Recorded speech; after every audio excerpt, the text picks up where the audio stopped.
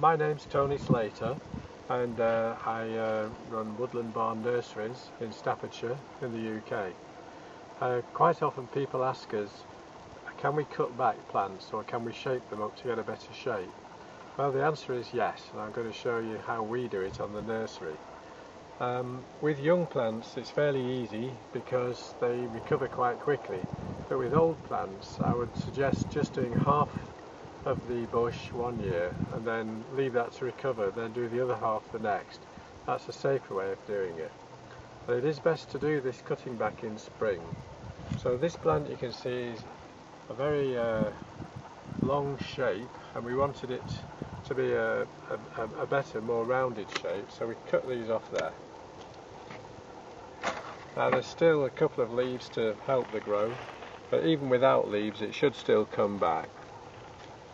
Here's another one. We can cut this, it's gone right up there, we cut it back about here.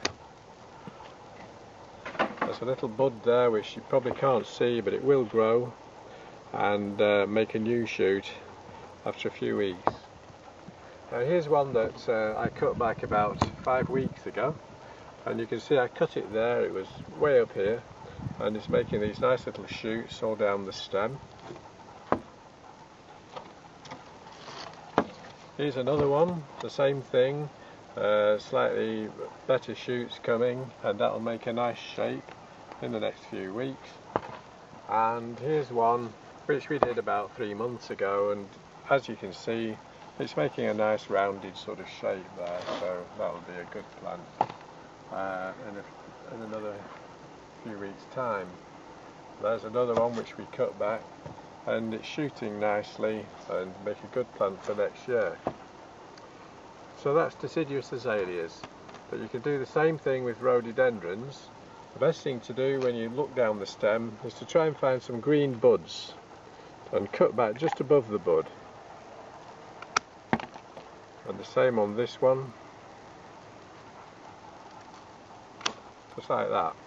It looks as if it's a dead twig, but you'll be surprised, it'll soon recover, provided you do it in spring really. Here's another one, good little green buds there. Cut back and that'll recover and make a nice plant. Right, now here's one that I did about 6 weeks ago and cut it there and there. It was just a dead twig with no leaves, and you can see the green buds are expanding there nicely. Here's one which I did earlier still, probably about 2 months ago, and that's a little bit more advanced. And then finally here's one that I did about 6 months ago, and it's made a really nice rounded shape, much better than its starting point, which was that. So that's now a good plant for the garden. And this one I'll do just now, like that. Okay. After you've cut them back, it's a good idea, if they're in a plant pot, to pot them on to give them extra food, or if it's in the garden, just wait a little while, and when you see those buds expanding, maybe give it a liquid feed of something like Maxicrop seaweed fertiliser, just to help it to develop. And that's it. Here's a batch of plants that we cut back earlier. You can see they're all growing quite nicely and quite bushy, and they'll be really good plants for next year. All these rhododendrons here were cut back, just as I've just demonstrated now, about last autumn. In other words, about 9 months ago. And they're really made lovely shaped plants, which we can sell now. And here they were cut back quite harshly, but they branched out nicely and made good branch plants.